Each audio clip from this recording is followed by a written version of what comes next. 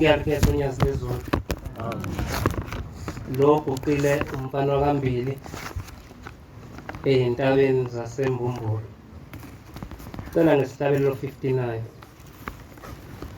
Nazaretha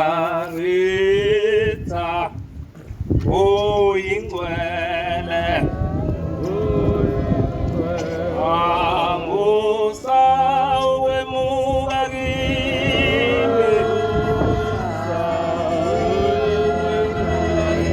lokho ngikwenzile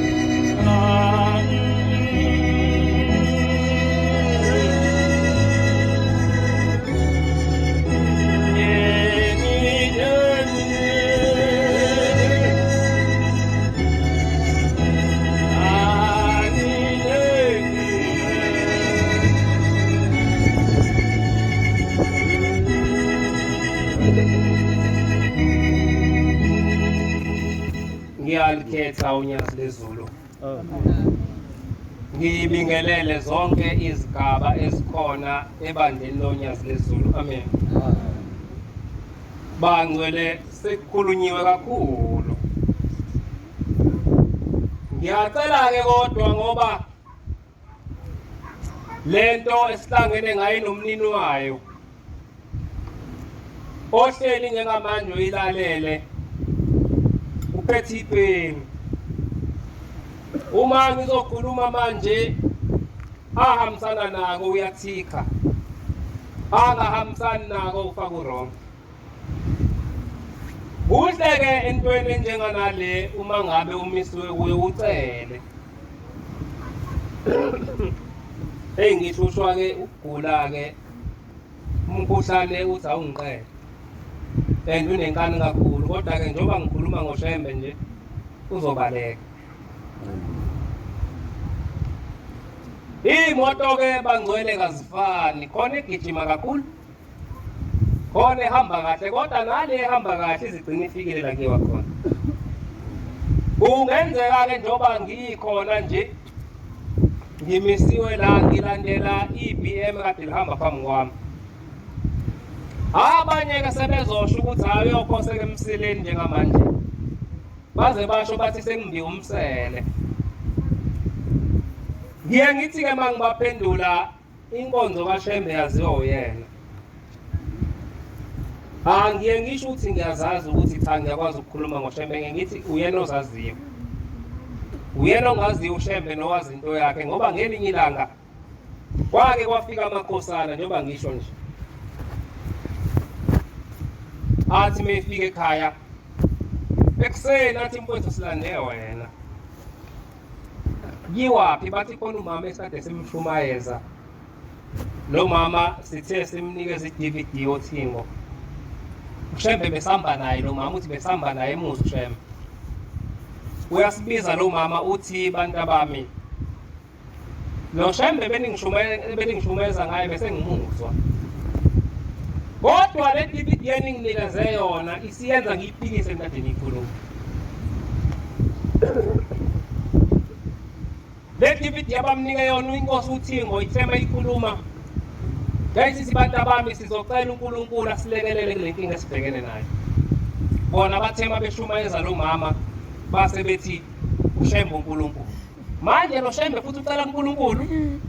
Into enjani le? Ngase ngifika kulo mama wakandoba isibongo.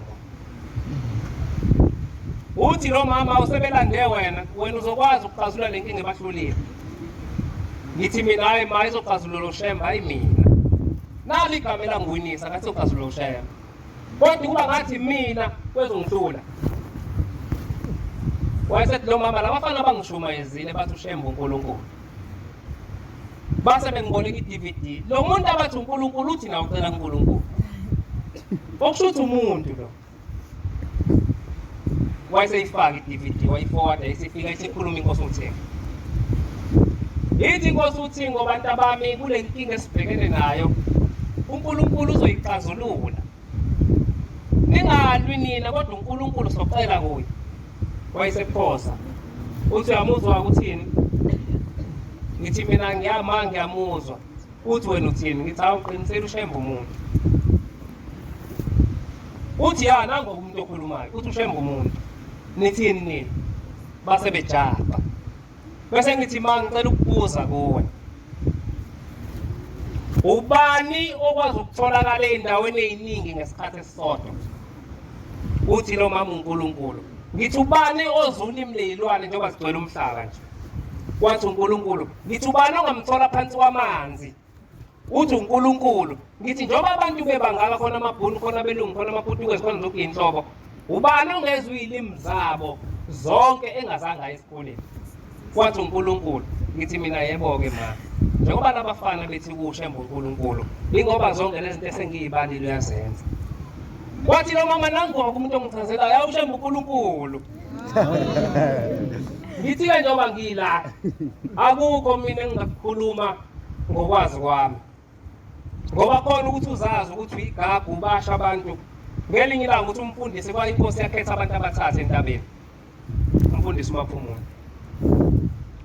Ngathi kumaNazaretha ngifuna ningitshele ukuthi ubani oshumayele kahle kulabo abantu bonke. Uthi washumayela ukuqala. Uthi wenza le kade ngisho kuthiwa ukumba umgodi. Washumayela wesibili kwangezwakala, washumayela wesithathu naye kwangezwakala isinkosi abaphakamisa izandla. Bangitshela ubani oshumayela kahle nabo bonke izandla zahamba nomuntu wokuqala. Ngathi wesibili kwayingcosana, wesithathu kwayingcosana. Ithi inkosi-ke lo muntu wokuqala nithi nishumayele kahle bekushumayela idimoni. Engathi-ke njengoba sila sonke singakuthandazela ukuthi asithi noma siyigqoke ingubo emhlophe kodwa sibe abonyazi ngokukhanya. Singabi ngabonyazi ngokugqoka iMnazaretha. Uthola ukuthi ingaphakathi lethu alisile lo nyazi. Engathi umuntu nomuntu akayicelela lokho njengoba sikhona la. Ngizocela incwadi uJohane wokuqala ngithi page 1193 laba abancane 3 ngoba njengoba silapha sizosebenzela ukuthi masifa siye ezulwini lapho shembe sibekela khona esibizela khona amen. Asiyisebenzeleke lento ezokhulunywa ile ncwadi njengamanje. Ngelinye ilanga uBombela wenza umzekeliso nje ngamadoda amabili. Uthi kwakunamadoda amabili enye izethemba kakhulu. Ithi kulena yasabe namhlanje sihambe siyezweni elihle leli esalethenjiswayo. Njengoba ushembe sithemba izulu elikhazimula ngaphezulu kwelanga nenyanga. Wayikhuluma into enjalo uthi bahamba bathi mabefika kubalindi bamasango. Uyabuza umlindi emasangweni uthi niyaphi bathi size ezweni esalethenjiswayo.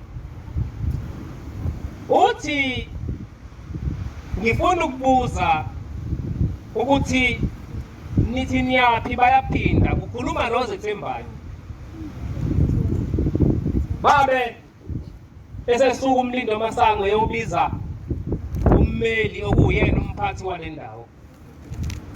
Wathi mayefika uyabuza ukuthi nithini madoda bathi size ezweni esalethenjiswayo. Uthi amagama ena khona encwadini yokuphila na. Ithi le ndoda ezethemba kakhulu. Yeba khona. Khona ke umuntu othe eNazaretha azethembe kakhulu. Azi ukuthi into elungile eqhamuka kuyena. Ngisho ngabe umshumayeli uyamtshela hayi akezwa. Ngoba wazi ukuthi into elungile eqhamuka kuyena. Omunye azazi umshumayeli ukuthi wagcotshwa kanjani. Mhlawumbe umshumayeli wabekwa njengakasini nomama ngeke azangitshele lutho. Kanti mhlawumbe umshumayeli ugcobo vele belibuyena. Ugcobo lakhe. Ngoba bangcwele ngingakayiqedi nje ake ngichaze la. Ukugcoba kwale ekhaya ungakuphazamisi mangabe ungahlangene naleyo. Ngoba ushembe uthi ukugcoba kwale ekhaya kuhlukene kathathu. Kufana nokubizwa kwethu size la ekhaya. Ake ngikuchaze ngoba kungenzeka ukuthi uyaviva sugqoka amakhokho ufuna ukungena. Uyayibona iposition ozoyidlala mhlawumbe usugqokile. Nejesu usunalo. Angazi ke lu number bani. Ngoba kuyenzeka uviva uzothenga ngisho ijesu uthathe iskimi nawo. Umuntu odlala iposition yakho uzohlela ejimini wena umdlalisa kahle. Ngoba ufuna ukungena na udlala. Iyona into enza abagcotshwa abahlale kahle. Ngoba mina sengigqoka ikhokho ngifuna ukungena kodwa cha angike eskimini. Nale position engifuna ukuyidlala ingifanele. Ukugcotshwa kwale khaya kuhlukene kanje. Uthi ushembe khona umuntu esimgcoba thina boshembe ngoba sathi masimdala emazweni nizambeka uphawu ukuthi emhlabeni khona ayofika abe yiyona. Ngiyakufuna mina lolu phawu kodwa nginalo. Nginemali. Imali izongakhela uphawu mhlawumbe ngiyolithenga. Khona phela neNike eyifake. Ibukeka njengeNike. Uma uyigqokile nje wena wazi ukuthi fake. Ngoba ufuna ukufana nabantu abanemali abathenga izinto ezibizayo. Ithi ke lo muntu esimgcoba thina ngoba enophawu esambeka lona uyofika kumholi noma kumnyama kubo. Ithi okwesibili khona umuntu esimgcoba thina boshembe ngoba sibona ukuthi uyayifuna lento izingane zethu zizoba seyiphele tempelini. Bese siyamnika thina lento. Into kwesithathu khona umuntu esibona idemoni elikuyo ukuthi le demoni elikhulu kakhulu lihlula imthandazo. Lihlula yonke into kodwa lo muntu asimgcobe simsonze eduze kwesiboshembe. Khona lo muntu ezoshisa umlilo ngoba uma umgcotshwa ujwayele ukusondela eduze kwaShembe. Uthi le demoni loshiswa inomlilo kaShembe bese eliyaphela bese yaphila umntana wethu. Ithi ukugcoba kwesithathu lo. Wena mawukufuna awuzikhethele kuloko ukuthi kupho kwakho.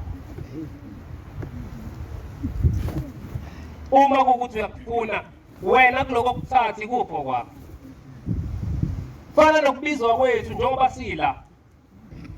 khona umuntu olethwe emndeni yakhe.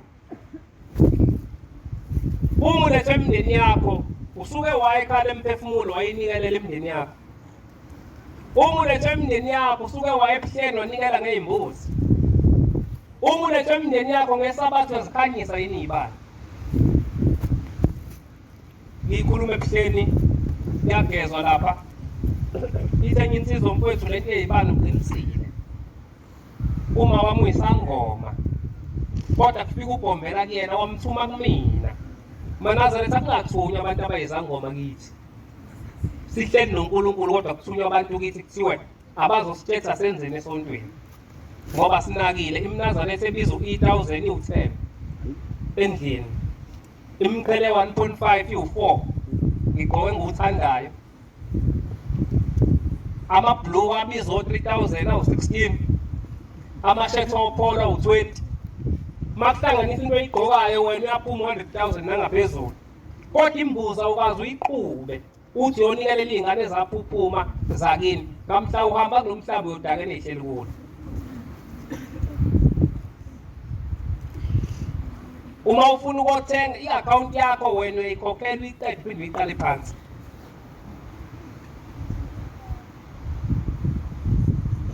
Ithi ukubizwa kwesibuza kwesibili la ubizwa yithina boshema. Ithi okwesithathu khona umuntu olethe usathane la esontweni. Wena ulethe uba. Ithi okwesithathu umkhokheli uhleli kahle. Yena umshumayeli uhleli kahle ngami ngiyingane esontweni. Awukaze nubize umhlangano usubizelwa mina ngoba umshumayeli usekhathele mina. Makuthiwa uthi ushembe ukubizwa kwethu kuhlukene kathathu. Ikupho kwami la. Ngiyalawuleka yini esontweni. Umphathi wamakhosazana uyakwazi ukungilawula. Uma ku-25 ngifika ngasikhathini 25. Ekhaya ngiphuma ngasikhathini ngifika ngasikhathini. Sesikaze sifaka ama-tracker.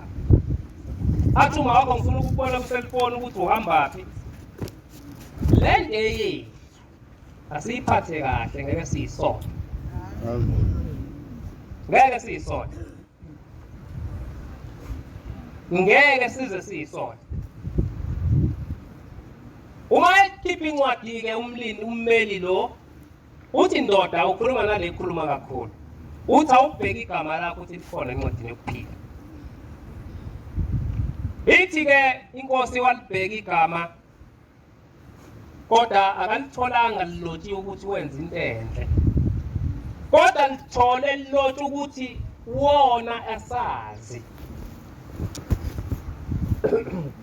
Into ayithola ilotshiwe ngegama lakhe yalilotshe ukuthi wone esazi. Kuchaza ukuthini ukuthi wone wazi? Ukuthi wena wazi kahle ukuthi isabatha lingene ngokushona kwelanga. Kodwa wena ngoba unento yakho ubufuna ukuyifudumeza. Uyifudumeza khona selishona. Sesiyasaba ukudla kwaManazaretha kuphathe esontweni. Mina-ke ngiyagula mangabe ukudla kwakho kupheka isabatha selishona selingenile. Mengakudla nje sengiyagula ngoba ilento ngiyayiqikelela. Singagula aManazaretha sithi akulungile lutho esontweni siyanikela kanti sibona ukuthi isabatha seligcina.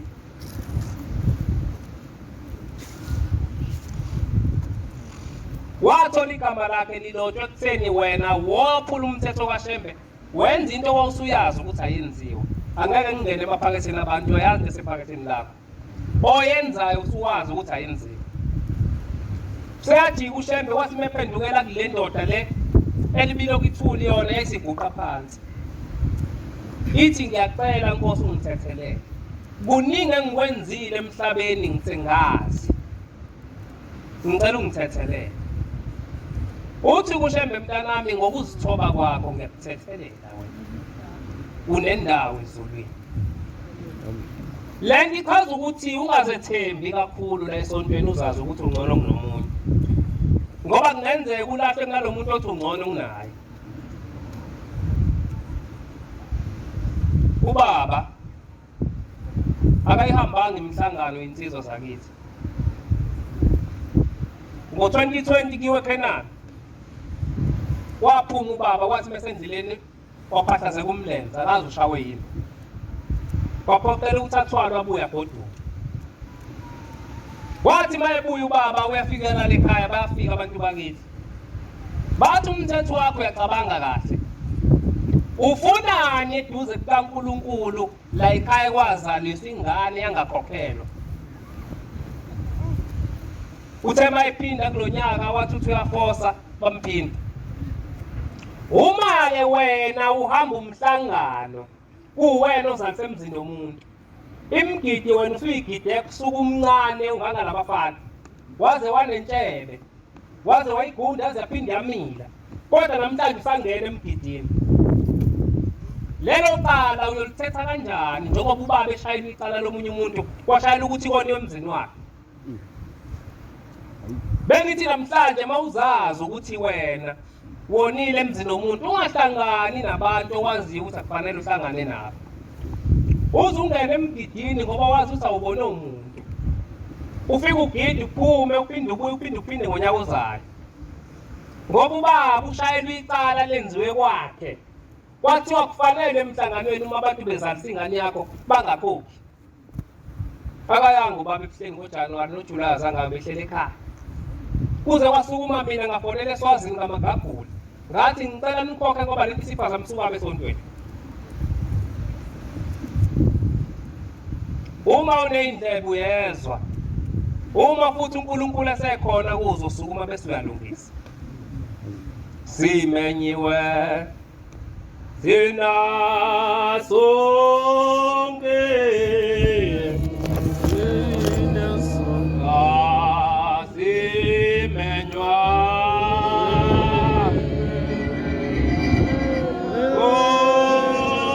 Sisaba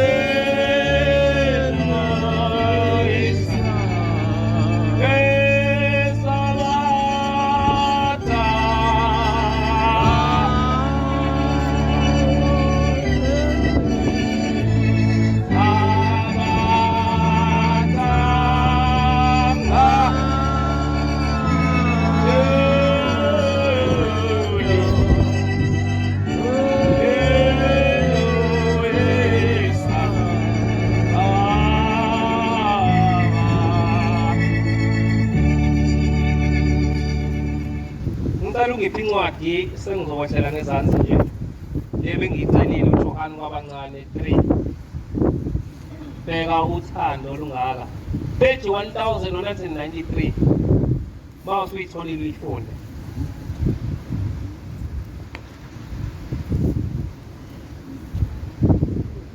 bheka uthando olungaka ithi le ncwadi yakesibheka uthando olungaka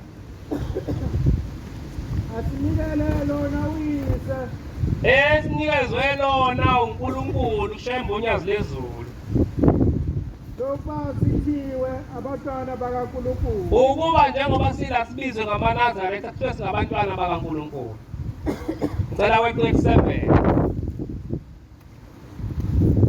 bantwana maninga muntu njengoba ke nila baningi abantu abangafike banikhohlisa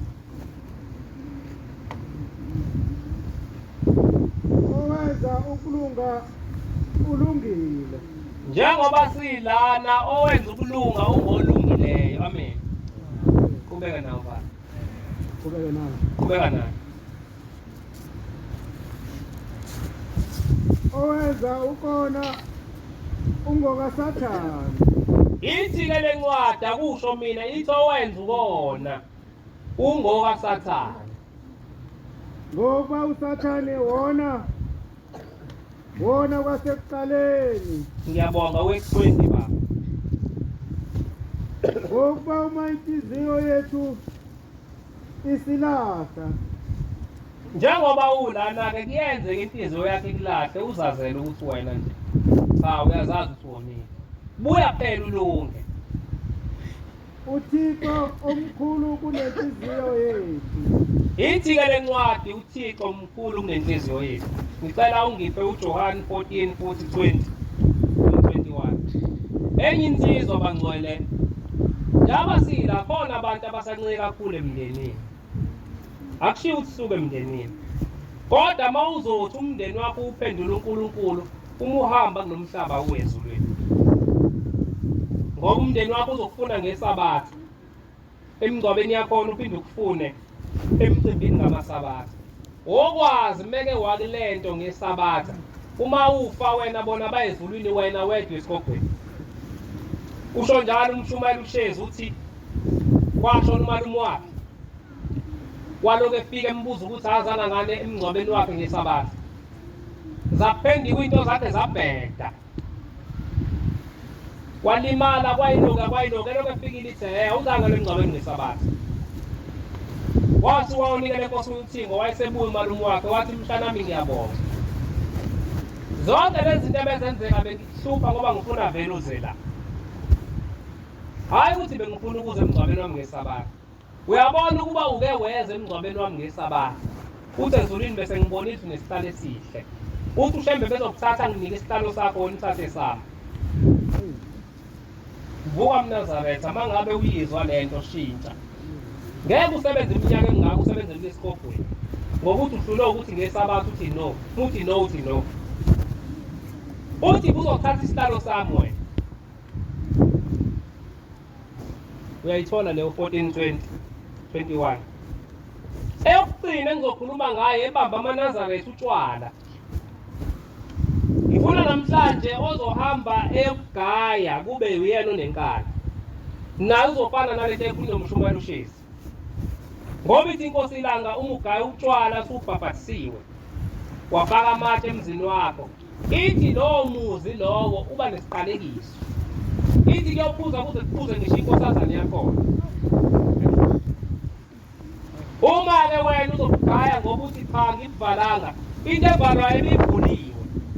Kamhlazane bevula bavulwe kanjani? Ngoba wena ushilo ukuthi uhambe ebuhleni uphethe imbuzi noma ekhala emphefumulo. Uthi shembe ngize la kunabantu ababedla izidakamizwa ekhaya inhlobo zonke notshwala ngakubala. Namhlanje shembe ngizocela ubayekise utshwala. Akekho umuntu ofika kuwena athi ufuna utshwala.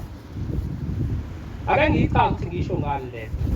Yabona njengoba sigcwele lendlu.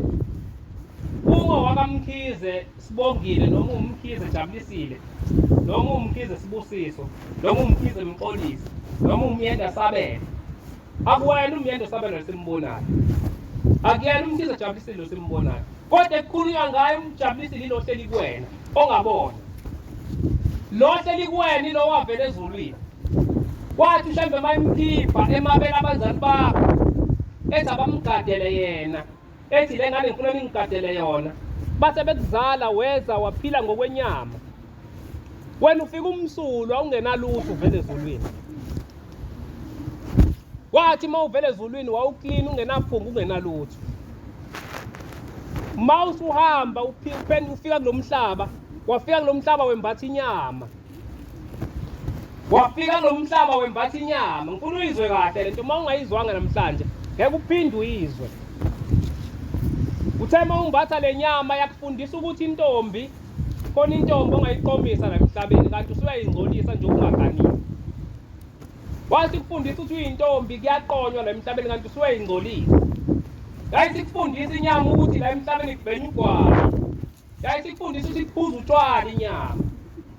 Njengoba le nyama ikufundisa zonke lento engiyibalayo, kwawusuyangcola umphefumulo. Uthe umphefumulo uma uhamba fanele uphinde ukubokwayo kwaShembe. Wawusufika emasangweni waliyo kwathiwa wena sakukhipha ungenjena. Onaleli iphunga kangeni la ekhaya. Njengoba usuna ukutshwala namhlanje abantu asidry akangeni unikwa leli phunga la ekhaya. Njengoba usuna ukuyinsangu namhlanje akangeni unikwa insangu la ekhaya. Kwathiwa phinda la uvela khona. Uthe mawusuphinde emhlabeni wena. Wawusuzulazula la. Wawusuthi mawufika kwakini wasucela utshwala. Wayesehlula ukuqonda ulimi labantu abangasekho ukuthi hayi ngoba ufuna utshwala wena. Kepha uthi ezulwini ngaliwe ngoba nginuka utshwala. Ngicela ungene ebuhleni uyongigeza ungiyekise utshwala. wahlula ukuqonda ulimi labantu abalethu nomhlaba wena. Wabona ngoba uma usumphuzisile lobutshwala lo muntu zidakwa izingane zakho zilale kubona ayike ezokulandela. Ngoba wena uphuziselo wayesethi lo njengoba ungiphuzisa utshwala nje ungiphuzisa into ongayidli wena, othi ngiyifake ezinganeni zakho. Uma ugaya utshwala wena noma wenza umcimbi ekhaya, ngifuna uzongiphendula ukuthi mangabe wenza umcimbi ekhaya badla kanjani abantu bala ekhaya? Akekho wazisa abantu abangasekho badla kanjani? Ngemuva baba ncama awazi nabo badla kanjani abantu abangasekho?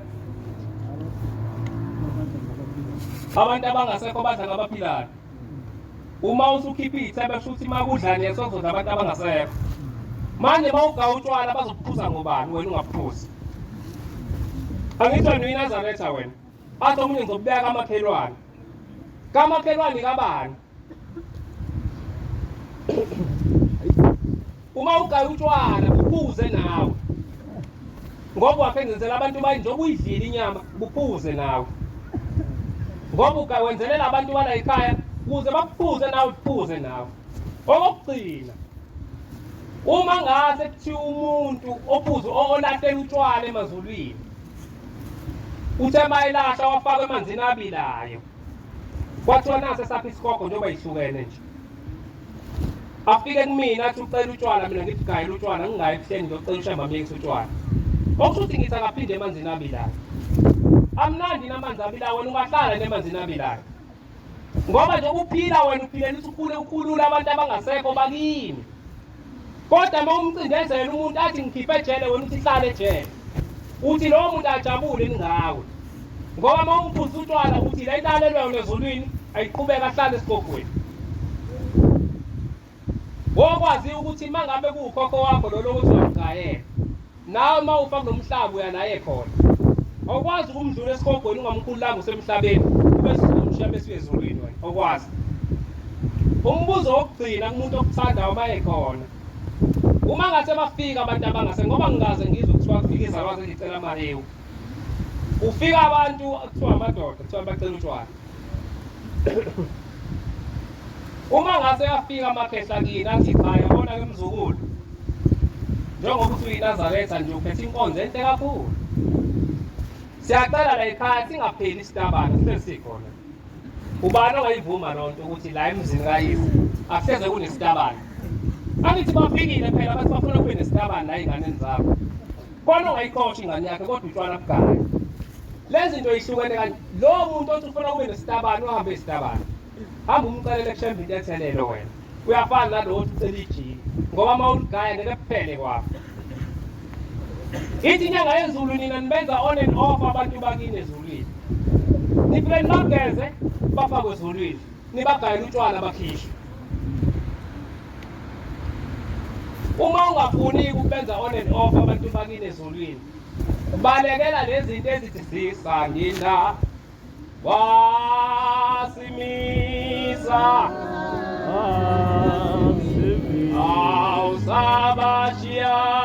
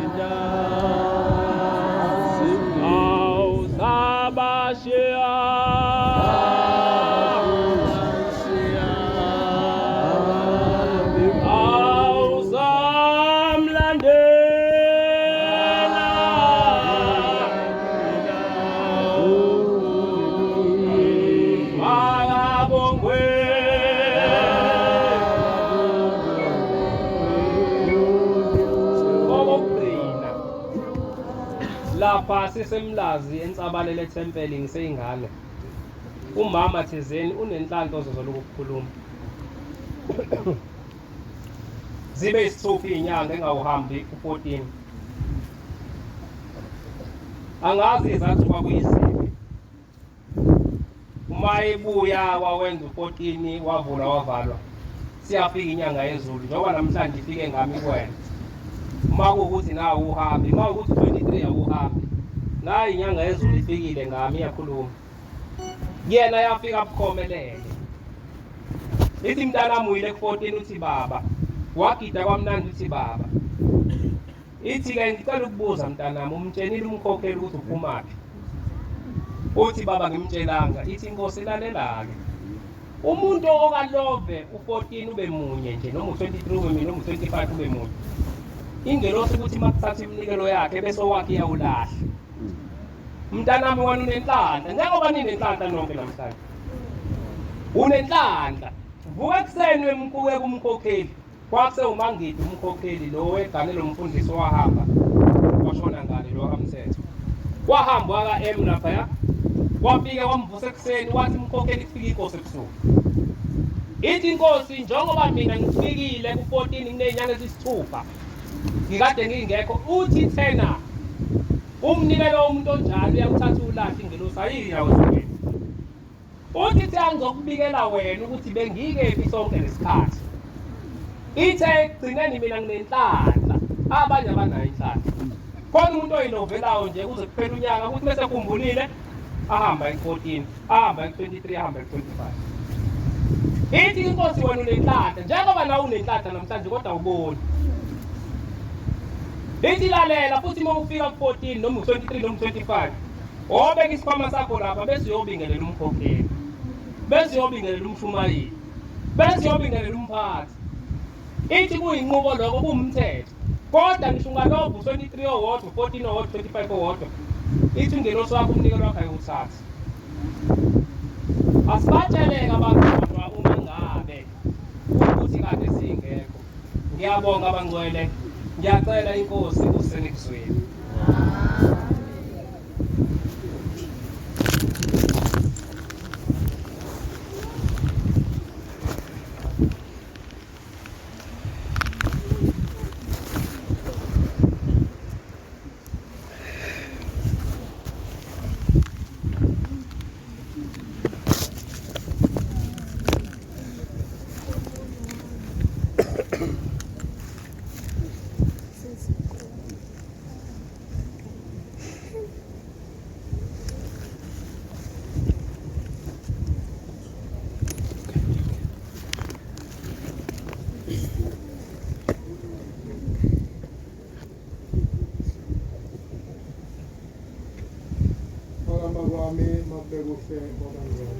Amen. Bantwana bakaNkulunkulu siyabonga amazwi esesiwatholile inkathisithi namandla Nkosi babusize. Amen. Siyabonga izaluleko umile nokulusha nokuthanda ukuyokusebenzisa ingane ubheke izaluleko eziphumayo aziweli phansi ziwela abantwana abakaNkulunkulu ngoba zibahlela ngaka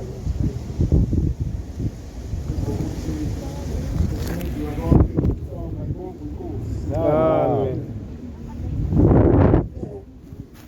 Sesizoyibuyisela-ke lenkonzo uNkulunkulu nesibalulelo senkulu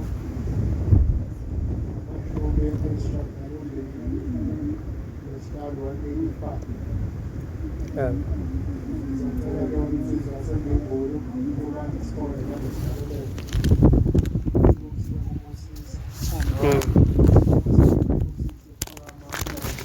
Amen.